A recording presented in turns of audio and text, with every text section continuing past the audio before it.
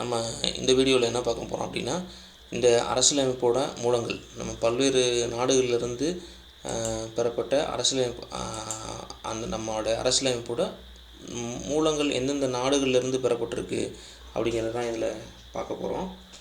First அமெரிக்காவிலேருந்து என்ன பார்த்துருக்கோம், என்ன நம்ம வாங்கியிருக்கோம் அப்படின்னா முகப்புரை. சரிங்களா? ஸோ முகப்புரை வந்து நம்ம அமெரிக்காவிலேருந்து தான் வந்து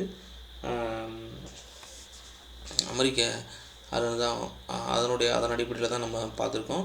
ஸோ அப்புறம் அடிப்படை உரிமைகள், நீதி புனராய்வு, நீதிபதிகளோட பதவி நீக்கம், இம்பீச்மெண்ட்னு சொல்லுவாங்க, தனித்து நீங்கும் நீதிமன்றம், இது எல்லாமே வந்து அமெரிக்காவோட அரசியலமைப்புலேருந்து நம்ம எடுத்திருக்கோம். ஸோ இங்கிலாந்தோட அரசியலமைப்பில் பார்த்திங்கன்னா பாராளுமன்ற அரச முறை தான். சரிங்களா? பாராளுமன்ற முறை, பிரதமர் சட்டம் இயற்று முறை, இது எல்லாமே. அப்புறம் வந்து ஒற்றை குடியுரிமை, இது ரொம்ப முக்கியம். ஒற்றை குடியுரிமை வந்து எங்கேருந்து நம்ம எடுத்திருக்கோம் அப்படின்னா இங்கிலாந்து நாட்டிலேருந்து தான் அமைச்சிருக்கோம். சரிங்களா? ஸோ இதுக்கப்புறம் பார்த்திங்க அப்படின்னா வேறு என்ன முக்கியமாக கேட்பாங்கன்னா, சபாநாயகர், அப்புறம் கீழ் சபையோட அதிகாரங்கள், அமைச்சரவையில் இருக்கக்கூடிய அந்த கீழ் சபைக்கு பொறுப்பு. இப்போ ஒரு நம்ம பாராளுமன்றம்னா லோக்சபா, ராஜ்யசபான்னு சொல்கிறோம் இல்லையா? ஸோ அதில் வந்து அதிகாரம் அதிகமாக இருக்கிறது வந்து லோக்சபா. ஸோ அமைச்சரவைகள் கீழ் இருக்கக்கூடிய அந்த சபை. ஸோ அதெல்லாம் எங்கேருந்து கொண்டு வந்திருக்கோம் அப்படின்னா பிரிட்டன்லேருந்து தான், அதாவது இங்கிலாந்துலேருந்து தான். ஸோ இதை நம்ம எப்படி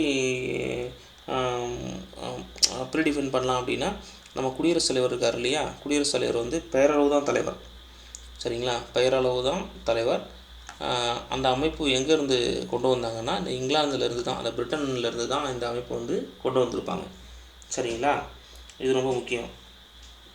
ஸோ இதுக்கப்புறம் பார்த்திங்கன்னா அயர்லாந்துக்கு போகிறதுக்கு வந்து வழிகாட்டணும். அதாவது வந்து அரசுக்கு வழிகாட்டும் நெறிமுறைகள், அந்த டிபிடிஎஸ்ங்கிறது எங்கேருந்து கொண்டு வந்திருப்பாங்க அப்படின்னா அயர்லாந்துலேருந்து கொண்டு வந்திருப்பாங்க.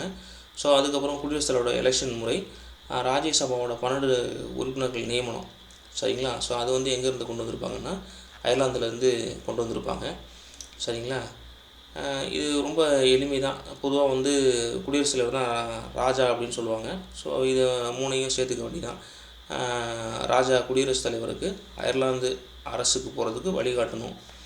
ராஜா இதை அப்படியே சேர்த்துக்கணும். ராஜா குடியரசுத் தலைவர் வந்து குடியரசுத் தலைவருக்கு இந்த அயர்லாந்து அரசாங்கத்துக்கு போகிறதுக்கு வழிகாட்டணும். ஸோ அதுதான் இந்த அயர்லாந்து நாட்டிலேருந்து பெறப்பட்டதுக்கான ஒரு ஷார்ட்கட்டாக நம்ம பார்க்குறோம். ஸோ நெக்ஸ்ட்டு வந்து கனடாவிலேருந்து பார்த்திங்க அப்படின்னா சென்ட்ரல் கவர்மெண்ட்டோட பலமான சென்ட்ரல் கவர்மெண்ட். ஸோ அது ஒன்று. அப்புறம் பார்த்திங்கன்னா ஸ்டேட் கவர்மெண்ட்டுக்கு இல்லாத அதிகாரங்கள், எஞ்சிய அதிகாரங்கள் எல்லாம்னு சொல்லுவாங்க. அந்த எஞ்சிய அதிகாரங்கள் எல்லாமே பார்த்திங்கன்னா கனடாவில் இருந்து தான் எடுத்திருப்பாங்க. சரிங்களா?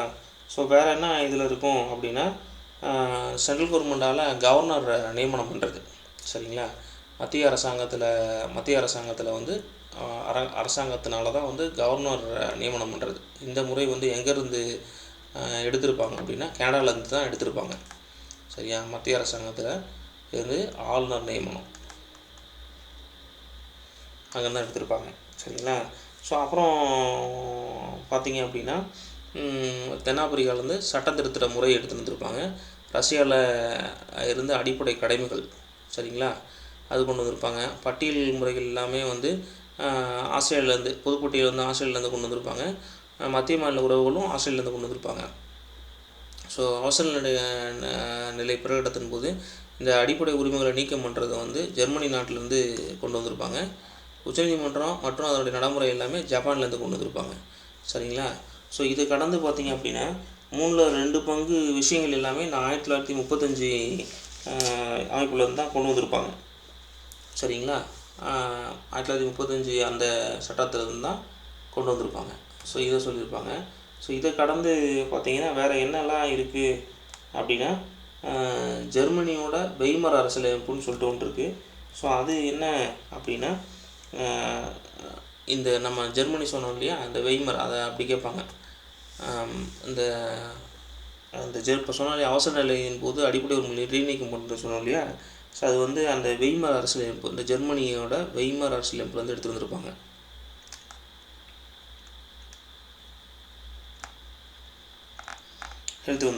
சரிங்களா?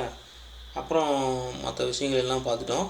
ஸோ இந்த அடிப்படை கடமைகள் சொல்லியிருக்கோம் இல்லையா? ஸோ இந்த ரஷ்யாவிலேருந்து இதில் வந்து 5 ஆண்டு திட்டத்தையும் நம்ம பார்த்துக்கணும். 5 இயர் பிளான் இருக்கும் இல்லையா? ஸோ அது இங்கேருந்து தான் கொண்டு வந்திருப்பாங்க. ஓகேங்களா?